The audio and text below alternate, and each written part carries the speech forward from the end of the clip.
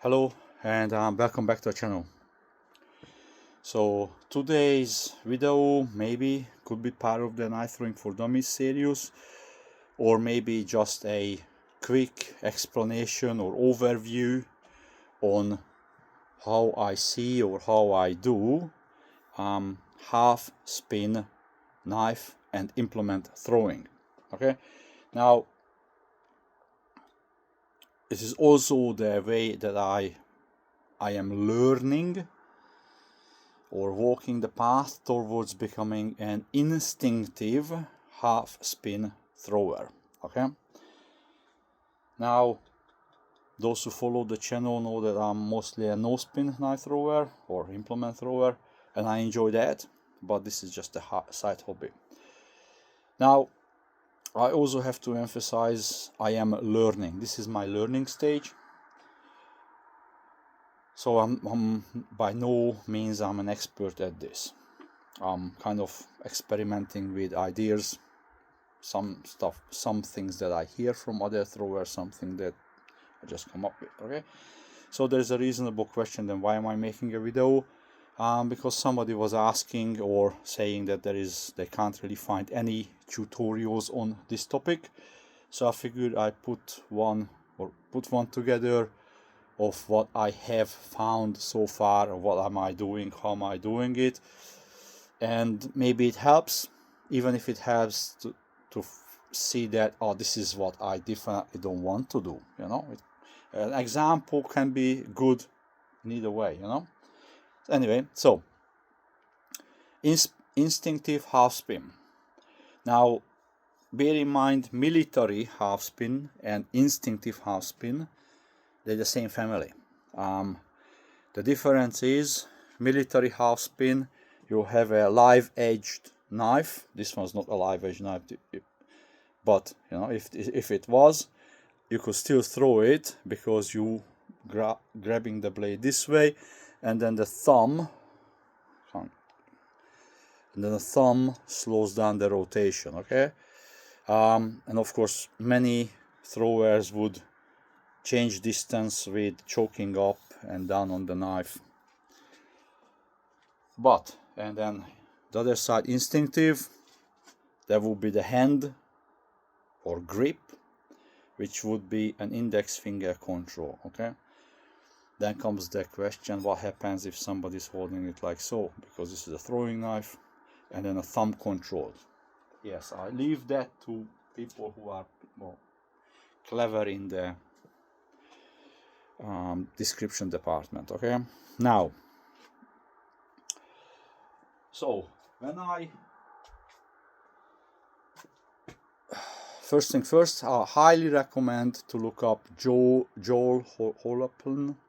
I'm mispronouncing his family name, and Brandon Danger Dillon. They are awesome at this. Okay, I'm just a mere shadow here. Now, but what I do is, for a no spin throw, say an implement, bow shuriken, for example, the end of the bow shuriken is at the end of my ring finger.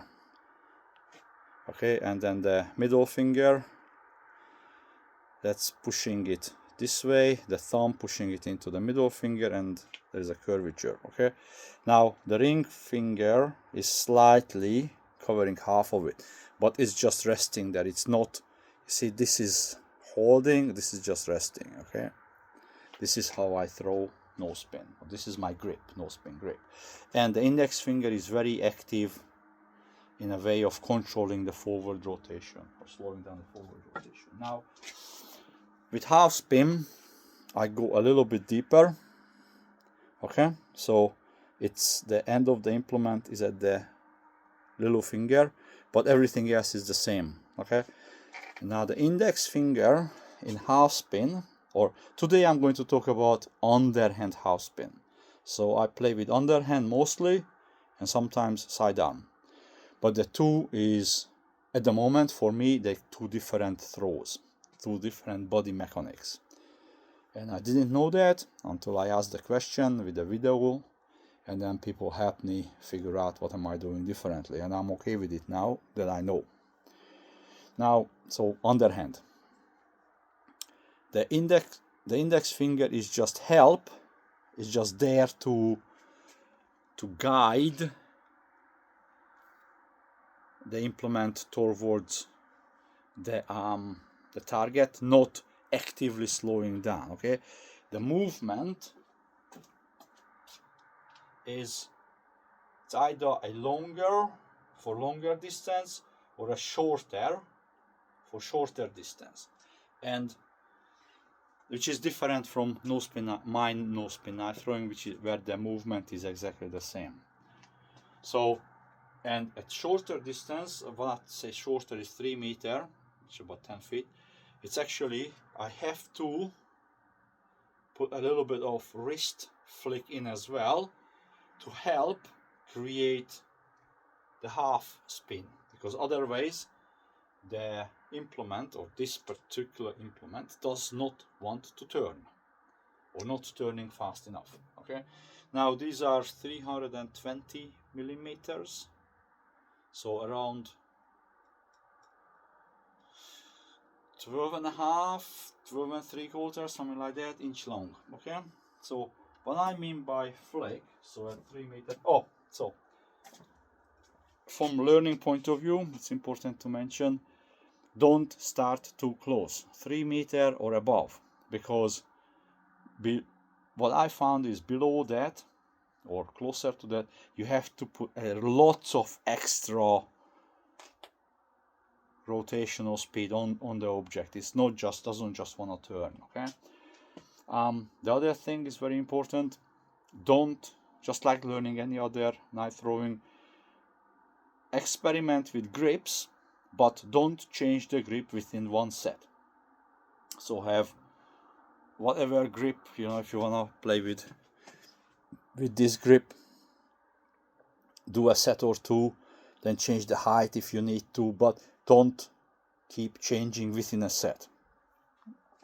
Now, I experimented with many different grips, and then I ended up with this. Okay, so at 3 meter ish, it's actually, I think it's actually 3.3 meter, 3.2 short. Of course not. Right. Short. Now you also need to experiment with left foot forward or opposite to throwing arm forward foot, or same forward, which this one didn't rotate enough. As I said, at that distance you need to put lots of extra, or a fair bit extra. Okay, now when I started, I pushed myself to the distance I wanted to be throwing at, not finding the natural sweet spot, which is about 4.5. It was about 4.5 meters for me for this implement. Okay, so at 4 meters is a bit longer arm movement and way less wrist action.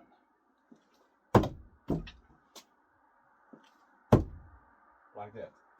Bit longer on the arm movement and just letting the index finger is only pointing towards the target.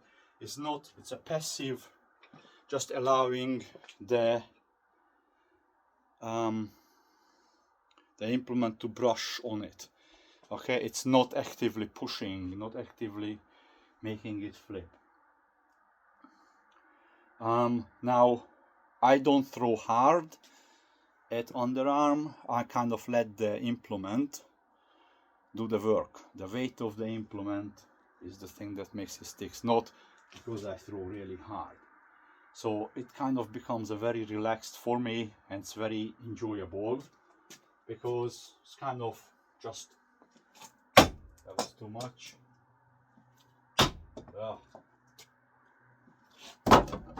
Almost. So as I said, I'm not awesome at it, but I just know what I am looking for, which part I would like to perfect. Of course not. And of course, talking on video, makes me more nervous. But what I found, it's much easier with even underhand half spin, much easier to gain distance than with no spin. Just a little bit more. Oh, come on. There. Okay. You see how it's not forced. Just let it slide. Let it slide. And let the implement do its job. Now, one other key element, especially with underarm, is what I found that handle heavy objects are easier to half spin than naturally balanced. Okay. Now, and yes, I mainly play with screwdrivers and long bow shurikens, but yeah. So naturally balanced are slightly more difficult to do. Also, I need a certain amount of grip. That's why the tape is on the shaft. So I can actually apply that extra. Actually, sorry, I walked out of the frame.